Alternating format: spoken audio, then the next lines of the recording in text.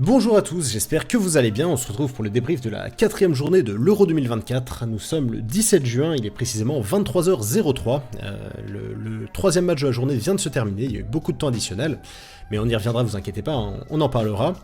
On va commencer ce débrief du coup par le premier match de la journée.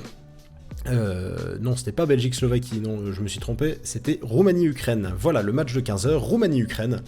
Et alors, si on n'était pas sûr, au moins maintenant on le sait. Je crois qu'on peut oublier tous mes pronos, hein, c'est un peu une catastrophe. J'avais misé 2-1, victoire de l'Ukraine 2-1 sur ce match. Ça ne s'est pas produit, hein, clairement pas. Et j'ai même été très déçu par l'Ukraine en fait. La Roumanie, j'ai pas vu ces matchs de qualification, mais je pense que ça jouait vraiment comme ça. Elle a maîtrisé son match de bout en bout. Elle a vraiment baladé l'Ukraine. Bon, après, l'Ukraine a été assez faible aussi. Mais vraiment, j'ai trouvé que c'était un peu une leçon de football, en fait. Une leçon de maîtrise, une leçon de réalisme, si vous avez la ref. Mais ouais, j'ai trouvé qu'ils ont écrasé l'Ukraine, ils ont été sereins de A à Z. Au début, l'Ukraine vraiment attaquait de fou, hein. C'était vraiment l'Ukraine qui dominait le match. Et puis très vite, en fait, les tendances se sont inversées. Le but, il a complètement renversé la situation. L'Ukraine, elle a complètement perdu ses moyens après le but. C'est un très très beau but d'ailleurs, hein. Je me demande si c'est pas un des plus beaux de l'Euro pour l'instant, si ce n'est le plus beau, celui de Stanchou là, qui était déjà là en 2016, si je dis pas de bêtises.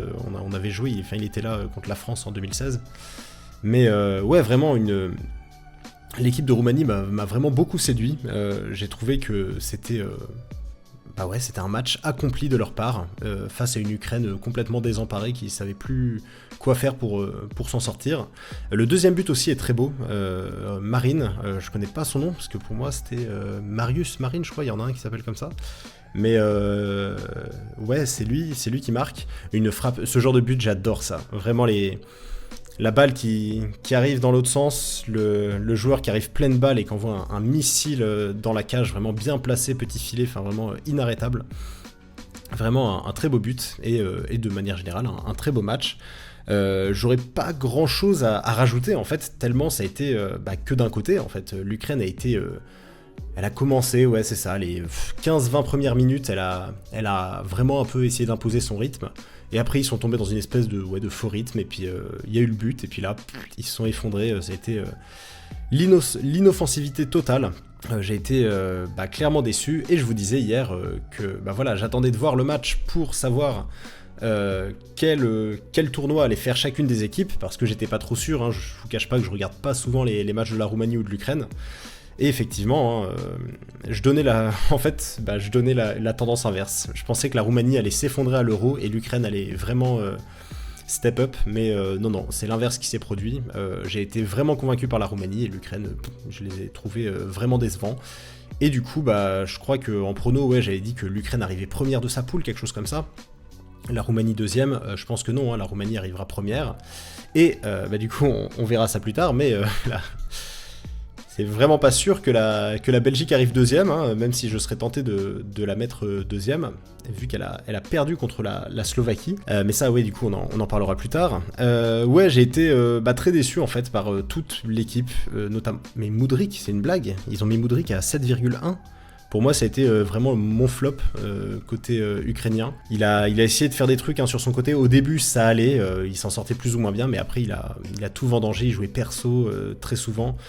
Il a vraiment raté beaucoup de choses qu'il entreprenait. Et ouais, clairement, je l'ai trouvé assez décevant. Lounine aussi, c'est un peu les deux qu'on attendait, parce que Mudryk et Lounine, c'est un peu les plus connus de l'équipe. Et Lounine, il a fait un match catastrophique. Il a complètement raté sa... Alors, je me souviens plus si c'est lui qui loupe sa relance et qui, du coup, entraîne le premier but. Parce que... oui, c'est ça. Oui, je me souviens, oui. C'est ça, il reçoit une passe, il fait un dégagement, et il dégage sur un... je me demande si c'est pas sur Stanchou, justement, qui fait une passe à Man, justement, et Man qui la remet derrière, et boum, but de Stanchou derrière. Enfin, c'était vraiment triste à voir, en fait. Et très vite, je me suis dit, ok, ça sert à rien de continuer à regarder le match, parce qu'il y a... Ouais, je l'ai regardé jusqu'au bout, hein, vous inquiétez pas, mais il se passait plus rien. C'était vraiment, je pense, je sais pas si c'est des erreurs de jeunesse ou pas, mais je pense que c'est clairement que l'Ukraine n'a pas le niveau, en fait, hein, tout simplement. Et contrairement à elle, la Roumanie a vraiment un très bon niveau. Donc voilà, c'était un match assez triste à voir, hein, finalement, parce que je m'attendais à une belle opposition des deux côtés. Je crois que l'Ukraine finit avec aucune frappe dans le match, donc c'était vraiment triste. Et je donne pas cher de leur peau dans la suite des événements, pardon, parce que de l'autre côté, la Belgique a perdu face à la Slovaquie. Alors ça, c'est la grosse surprise, je pense, depuis le début de l'Euro. C'était tellement inattendu, même moi, hein, qui pourtant voit la Belgique faire un pas très bon tournoi, enfin pas un très bon Euro, je l'ai donné vainqueur contre la Slovaquie, et en fait, comme d'habitude, les outsiders ont pas du tout déçu, et je trouve que la Slovaquie a vraiment très bien joué.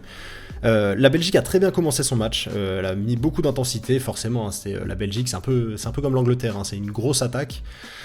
Les vagues qui arrivent sur la défense slovaque, et Doku qui était en feu, au début, hein, je dis bien au début, hein, pendant les 5 premières minutes, hein, il a fait 5 bonnes grosses minutes, très bien, et après il a fait de la merde, il a perdu la balle, et c'est ce qui a entraîné le but de la Slovaquie, le seul but de la rencontre du coup, et c'était un peu à l'image du match, je crois que c'est un peu comme Italie-Albanie. Je sais pas si vous vous rappelez, parce que le but part d'une touche à la base, c'est les Belges qui font une touche, je sais plus qui c'est, qui la met sur Doku qui tente un double contact et qui perd la possession. Un Slovaque, c'est Schranz qui récupère, qui fait la passe à un autre Slovaque, qui frappe, je crois, et ça rebondit, ça revient dans les pieds de Schranz, et puis lui il marque dans le but. Et ça m'a beaucoup fait penser un peu à Italie-Albanie, parce que comme pour ça c'est l'Italie qui avait fait une erreur sur sa touche, les Albanais qui s'en étaient saisis parce que c'était une mauvaise passe, et puis ils avaient marqué. Et là c'est la même chose, la Belgique a raté sa touche, et elle s'est pris le même coup derrière la tête au tout début du match, mais contrairement à l'Italie, elle n'a pas réussi à se réveiller, comme l'avait fait l'Italie, hein, vraiment immédiatement ils avaient remis de l'intensité, ils avaient mis double dose, et puis ils avaient marqué très vite les 2 buts, et puis on s'était fait chier jusqu'à la fin de la rencontre. Là c'est la même chose, la Belgique elle a fait l'exact opposé, elle s'est complètement liquéfiée en fait, elle a complètement paniqué après ça, et puis elle a plus rien produit, surtout pendant la première période, parce que pendant la deuxième ça allait, j'avais l'impression, ce match c'était un mélange un peu de plusieurs rencontres qu'on avait déjà vues, genre Pologne-Pays-Bas aussi un peu, où l'outsider marque dès le début, et puis après l'autre équipe attaque, mais là pour le coup la Belgique ça a pas marché. En plus de ça, ils ont eu en deuxième période c'était un peu mieux quand même, hein. Ils s'en sont mieux sortis en deuxième période, mais ils ont eu 2 buts refusés par la VAR. Les 2 fois je peux le comprendre, la première fois c'est un hors-jeu qui est assez net, même si ça se joue à pas grand chose, et la deuxième fois ça part d'une main que fait, alors je sais plus qui fait la main, c'est le remplaçant de Trossard si je dis pas de bêtises. C'est Openda, je crois. C'est Openda qui fait une main, et le problème c'est que j'ai entendu dire c'est méchant, on aurait pu laisser la Belgique, mais franchement non, il contrôle la balle, et puis vu qu'il y a un joueur juste à côté de lui au duel avec lui, si la balle s'il la touche pas de la main, elle revient dans les pieds du défenseur en fait. Donc c'est, pour moi, ouais, je comprends, on a vu une nouvelle technologie d'ailleurs, une espèce d'encéphalogramme, je sais pas trop quoi, sur la VAR. Enfin bref, du coup, j'ai vraiment été très agréablement surpris par la Slovaquie, encore une fois, c'est encore une de ces équipes qui joue vraiment bien. Lobotka, pour moi, un des hommes du match. Alors c'est vrai que je suis un peu étonné que ce soit Dubravka, bon, même s'il a, il a subi, mais il s'en est bien sorti. Pour moi, il y a 2 hommes du match, Lobotka, et l'autre que je connaissais pas spécialement, Anko, voilà. Anko, je l'ai trouvé incroyable. Ce mec, je suis désolé, hein, je connais très peu l'effectif slovaque, je sais que Lobotka, je le connais quand même, Skriniar aussi, mais lui, Anko, je connaissais pas du tout. Et il a fait un match incroyable, il a été excellent dans ses relances, dans l'offensive, même dans les retours défensifs. Enfin, à un moment, il fait un retour défensif magnifique, un très beau tacle, et je l'ai trouvé incroyable. Il a fait un super beau match. Et en face, honnêtement, je vois personne qui se démarque des autres, mais c'est une blague. Et pour moi, Faes, c'est un des flops du match. Je comprends pas, mais pourquoi il a 7,1 ici là? Il a vraiment été pas bon du tout sur son match. Trossard aussi, pour moi, c'est un des flops. Castells, il fait un arrêt à un moment qui est incroyable sur une reprise de volée magnifique. Vraiment, j'étais sûr qu'elle allait rentrer celle-là. Je me suis dit, ça y est, 2-0 pour la Slovaquie. Et en fait non, il sort une parade incroyable. On a peut-être eu au match d'avant un des buts du tournoi, et puis une des parades du tournoi sur le deuxième match. Enfin voilà, c'était vraiment un très beau match en fait de la part de la Slovaquie, qui a bien réussi à contrer les plans belges. Et faut dire quand même que la Belgique, Elle a fait une meilleure deuxième mi-temps, mais elle s'est quand même bien cassé les dents. Hein.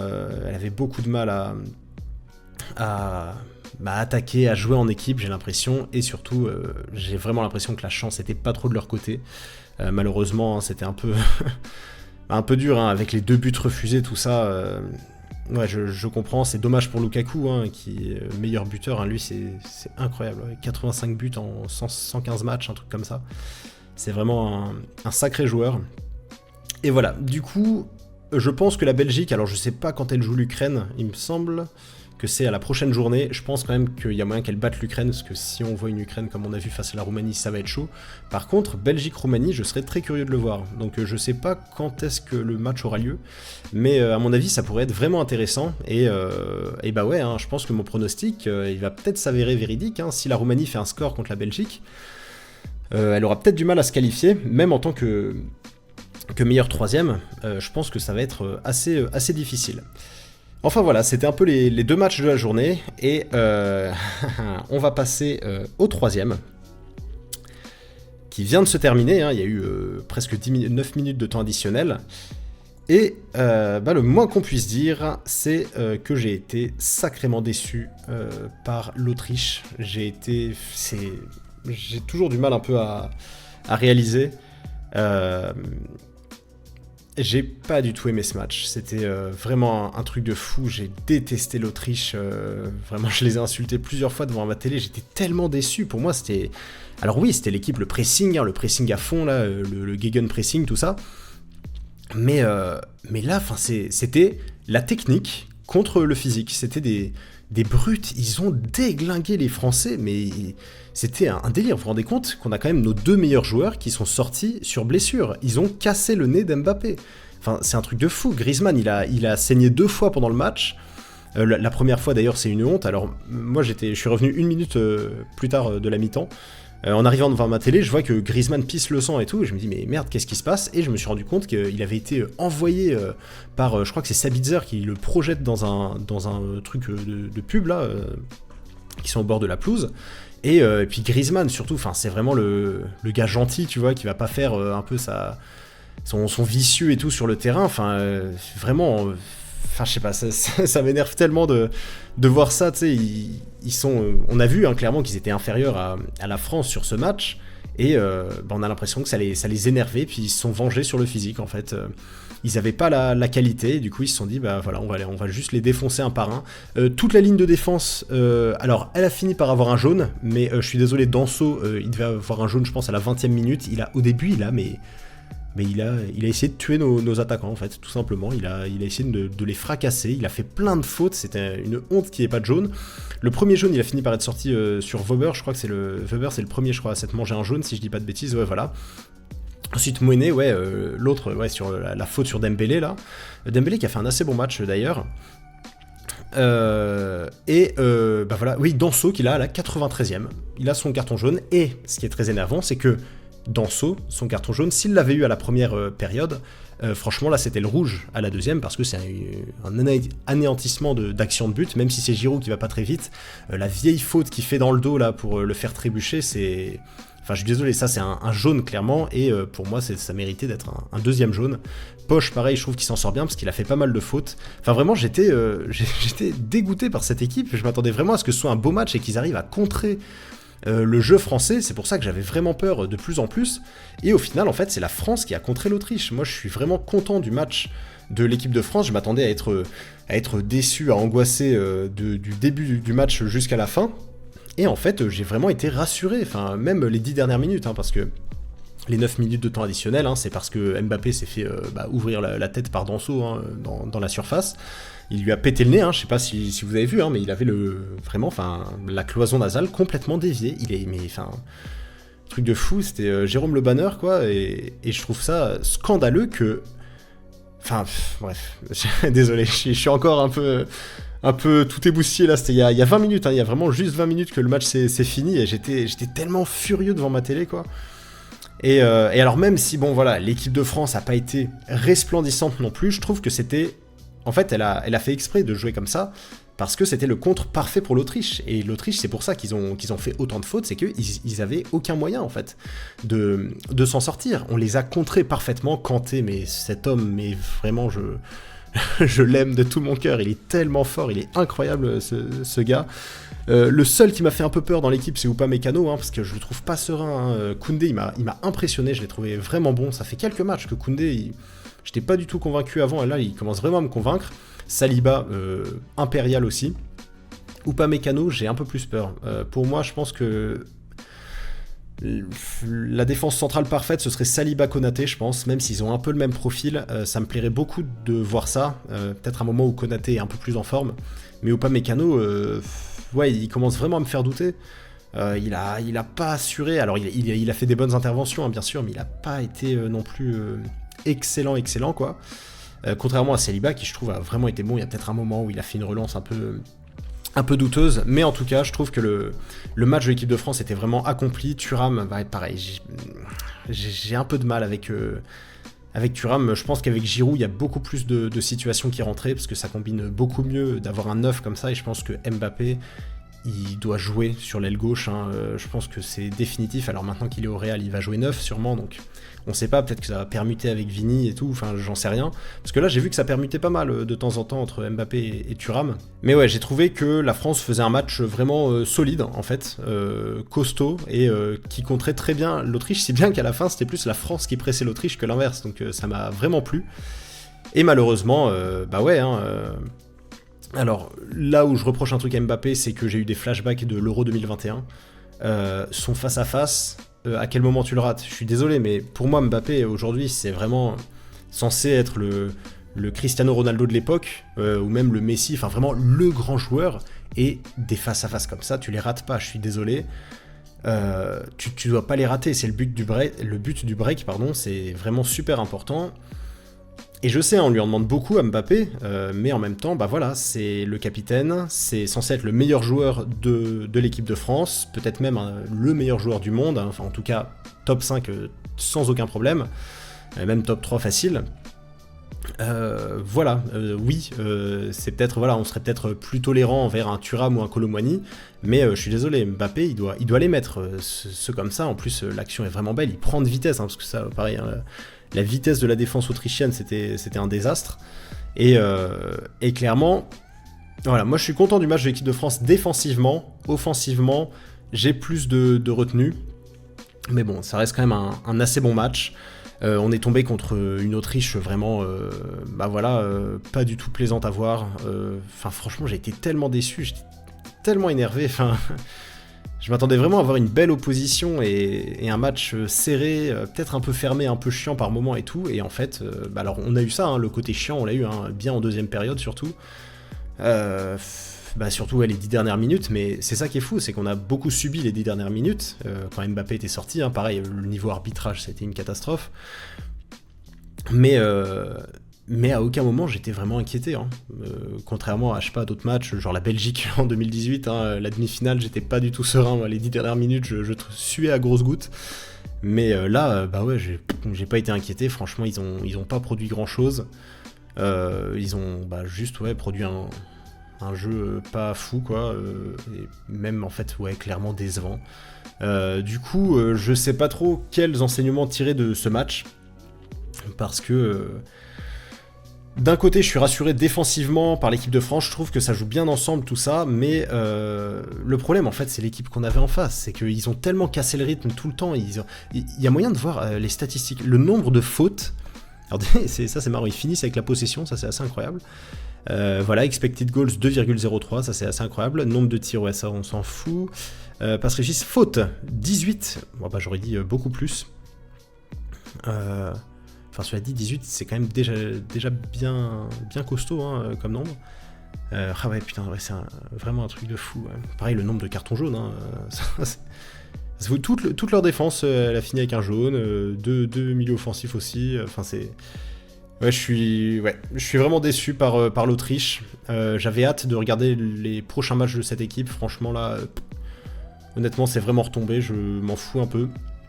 Je suis rassuré par l'équipe de France, à voir ce que ça va donner. J'ai très peur Pour la suite, Griezmann, ça m'inquiète pas trop parce que voilà, il avait pas l'air trop blessé, donc ça va. Par contre, Mbappé, ça me fait très peur. Alors oui, c'est pas comme s'il s'était fait les croisés, c'est que le nez.